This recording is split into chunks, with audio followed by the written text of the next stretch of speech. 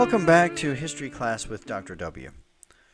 In this final lecture, in our preliminary discussion of the onset of the Great Depression, we're going to talk about the man in the White House as the Depression began, Herbert Hoover, and how he handled the Depression that was setting in. Herbert Hoover has gotten a terrible reputation, and when one consults lists of America's presidents from great to near great and so on, Herbert Hoover is often listed at or sometimes at the absolute bottom of those lists of presidents. And yet he had a remarkable career prior to becoming president. And we're going to talk about that in just a moment. It's one of the great and sad ironies in all of American history that Herbert Hoover is the man saddled with most of the blame for the Great Depression. So he's gotten a terrible reputation, which is not entirely without reason. He was elected in 1928, easily defeated Alfred E. Smith in that election.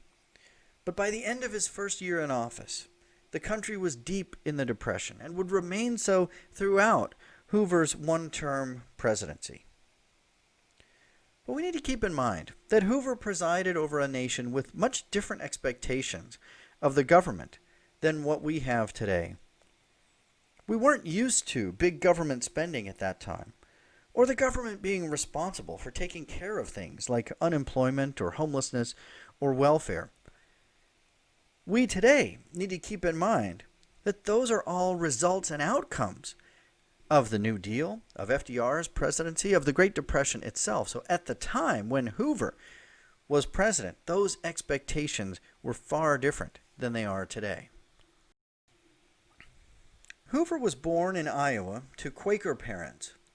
He attended Stanford University and became a mining engineer, and that career led him to Europe. He actually was in Europe during World War I and remained, particularly in Belgium, in the aftermath of the war, providing humanitarian relief. He built a reputation providing such relief in Belgium and even in Russia in the aftermath of the war. So his failures during the Great Depression aren't due to a lack of sympathy for those who were put into poverty. It was simply a different mindset and a different approach than what we might think of today. Like many of his era, Hoover believed in volunteerism, everyone pulling together, everyone pitching in as they thought they could. They thought the role of the government was to provide equal opportunity for all, but not to provide handouts, which Hoover and others believed weakened morale and the feelings of self-worth at that time. So Hoover was faced with unprecedented problems at that time, and he had no example to go by in trying to establish his policies.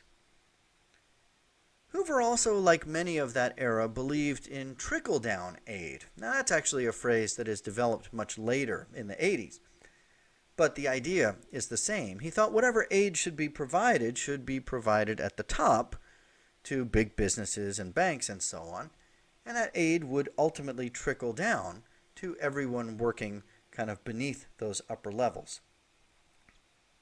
As we'll see, of course, during a crisis as severe as the Great Depression, trickle-down assistance doesn't necessarily work because so many people aren't employed at all and thus aren't getting any of the benefits of trickle-down assistance.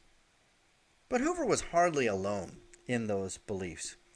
And we should note he actually went farther than any president had gone before as far as public welfare and federal spending. But it's not nearly enough, and of course he looks very bad in comparison to Franklin Roosevelt, who replaced him in 1933 and went much farther than Hoover in terms of such aid. As I described previously, Hoover also saw the Depression as part of the normal economic cycle and believed that in some ways it would correct itself, that the federal government didn't need to do anything extra to try to help. He also believed in personal thrift and hard work. He saw poverty and unemployment as personal failings. And so again, he didn't think it was the role of the federal government to offer direct aid. It was the role of the federal government to coordinate state and local and private efforts. Based on these beliefs, Hoover initially tried to encourage volunteerism, which is what he had done after World War I in Europe, and as I previously described during the 1927 floods, when he really built a reputation for himself. He made loans easier for banks to get during this time and encouraged the passage of some laws that encouraged businesses to keep operating. And again, his theory was that any prosperity thus created would ultimately trickle down to the people. He also tried to boost the confidence of the nation by making many speeches, insisting that the Depression was ending and aid efforts were working. This ultimately undermined his presidency and hopes for re-election, because by 1932 it was clear, it seemed to everyone but Hoover, that these policies weren't working and that things weren't getting any better. And as I've mentioned, by 1932 the economy was bottoming out. So let me just mention a few of Hoover's policies. It's certainly a mistake to say that Hoover did nothing. As I mentioned, he actually did more than previous presidents had done or might have done in this circumstance. It just wasn't nearly enough. So in 1932, Hoover encouraged passage of the Reconstruction Finance Corporation. This provided aid to big businesses. Again, the idea being trickle-down assistance. Many people in the country were calling for massive public works programs because what people needed were jobs and money, not trickle-down assistance. So finally, in 1932, Congress passed the Public Works Bill. Hoover really didn't like it and didn't want to see the federal government get involved in this way. But he also understood, particularly in an election year, that he needed to try to at least make an appearance of doing more. So these kinds of efforts, while they did anticipate and provide some model for FDR coming later, were far too little and too late. They would be overshadowed by FDR's efforts and also by some additional problems that Hoover created. So while we might look at a few things that Hoover did to try to help, it always seemed they were accompanied by some other policy that only made things worse. The most stark example, which we've already mentioned briefly in a previous lecture, was the Hawley-Smoot Tariff of 1930, the highest tariff ever implemented up to that point.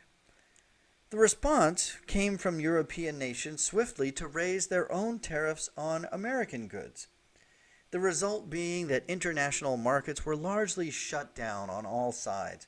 And so, as I noted previously, just at a time when the United States needed the additional influx of foreign goods, perhaps cheaply produced goods that Americans could afford to buy even during the Depression, those markets were then closed off and shut down.